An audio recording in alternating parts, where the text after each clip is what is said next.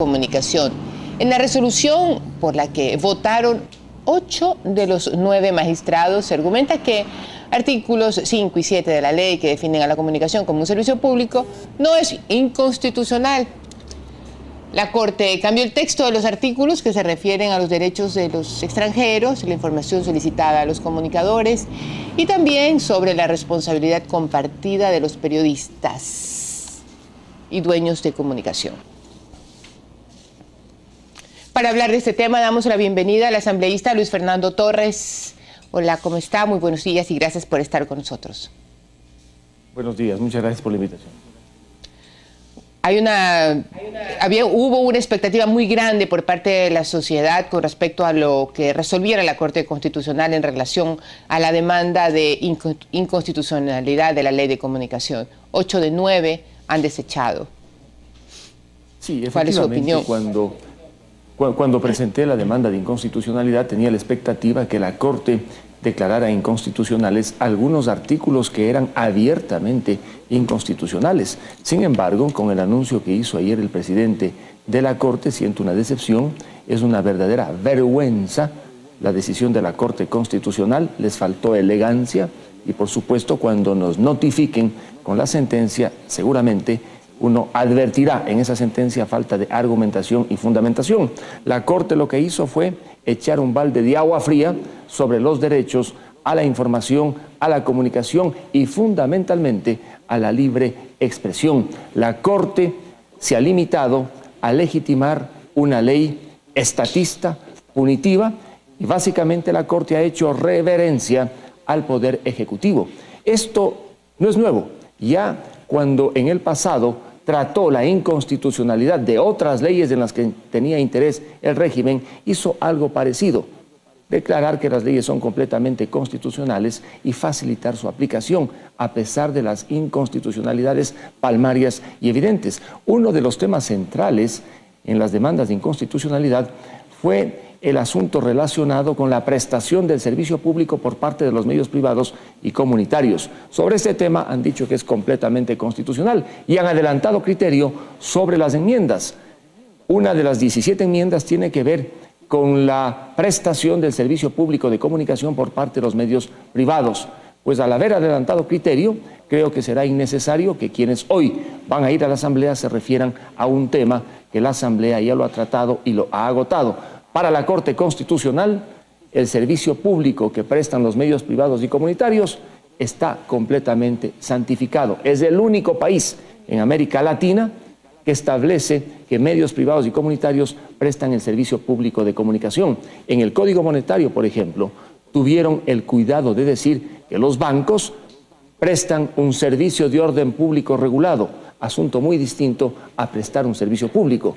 Con los medios de comunicación han sido implacables, no ha habido concesiones de ninguna naturaleza. Prestan servicio público y por lo tanto deben someterse a las regulaciones estatales. Con ello, a la larga, se inicia un proceso de estatización de los medios privados y comunitarios bajo el pretexto de que ahora prestan un servicio público. Sin duda para algunos esta resolución de la Corte no asombra, pues siempre han coincidido con la voluntad del presidente.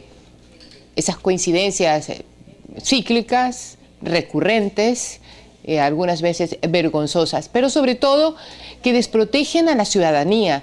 Los guardianes de la Constitución en un primer momento son esos, los jueces de la Corte Constitucional. Para algunos creemos que lo que están haciendo se inclina más al pensamiento del Ejecutivo que a la norma que implica y protege los derechos fundamentales de las personas. Y como existe la libertad de expresión en este país, de lo que consta por escrito, le pregunto yo, a usted como asambleísta, después de esta actuación, ¿hay en el orden internacional alguna instancia donde se pueda demandar al Estado ecuatoriano por lo que ha decidido a través de los jueces de la Corte Constitucional?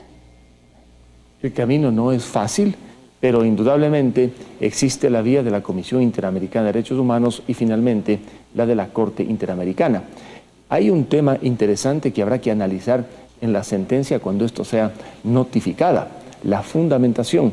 A la Corte, yo al menos, le pedí que fundamentara sobre los fallos de la Corte Interamericana de Derechos Humanos. Quiero ver qué ha dicho la Corte Constitucional sobre este tema. Si la fundamentación es insuficiente, como presumo que será, se abre el camino fácil para poder acudir al sistema interamericano de derechos humanos. De tal modo que lo que habrá que atender es el tema de la fundamentación de la Corte Constitucional. Ahora usted tiene razón, la Corte se ha caracterizado por ser reverente con el Poder Ejecutivo. ¿Cuántas demandas de inconstitucionalidad de leyes en las que tenía interés el régimen han sido desechadas? Varias. Esta no es la primera. Yo tenía grandes expectativas sobre algunas damas que integran la Corte y también algunos magistrados, pero me lleva una decepción. Ni siquiera existe voto salvado. El vocal... Pero me parece que sí, me parece que hay un voto... No votó, dice. No ha votó. Estado ausente. Claro, porque si hubiese habido un voto salvado... Se justifica y se motiva su voto salvado, claro. Pero lo que dice la noticia de prensa es que simplemente no votó, con lo cual existen 8 votos. Una corte como la que tenemos, prácticamente reverente al poder de turno, debilita los pilares del Estado constitucional ecuatoriano. No solamente el autoritarismo que hoy se decanta sobre los ecuatorianos y que ha vaciado de garantismo a nuestra Constitución, es uno de los elementos que perjudica la fortaleza del Estado constitucional. También es una corte reverente.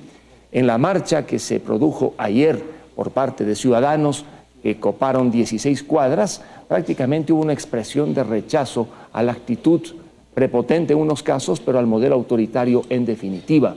Lo que la gente quiere en el Ecuador es defender sus derechos. Yo veo un desgaste acelerado del régimen. Que haya habido 10.000 personas allá en el Palacio de Carondelet en medio de una fiesta no significa absolutamente nada, porque la mayoría de ellos fueron movilizados desde el poder. El hecho de que se le pierda miedo al régimen y que las manifestaciones toquen a temas sensibles como los derechos supone poco a poco que la población siente ya un desgaste de un régimen que puede estar 7 años, que estará hasta el 2017 con toda seguridad, pero que ya no avanza. Además, tantos frentes se ha abierto el presidente que genera reacciones en cada sector que perjudica, que se siente perjudicado por aquellas normas, decisiones que toma. Un día son los alcaldes, otro día son los prefectos, otro día son los trabajadores de las telecomunicaciones, otro día son los miembros del Fondo de Cesantía del Magisterio, otro día son los ciudadanos, los propietarios frente al impuesto a la plusvalía. Por todos los lados se abre frentes y las reacciones tienen que multiplicarse de manera democrática, cívica e institucional. Sí, y hoy fue la Corte Constitucional que una vez más coincidió con la voluntad del Ejecutivo, lo que nos recuerda cuando dentro de este mismo gobierno sacaron literalmente a patadas a los representantes de la Corte Constitucional anterior. Si así se comienza, ¿cuál es el fin? Una pregunta que queda para todos. Gracias, que tengan un excelente día. Gracias, Wilfredo.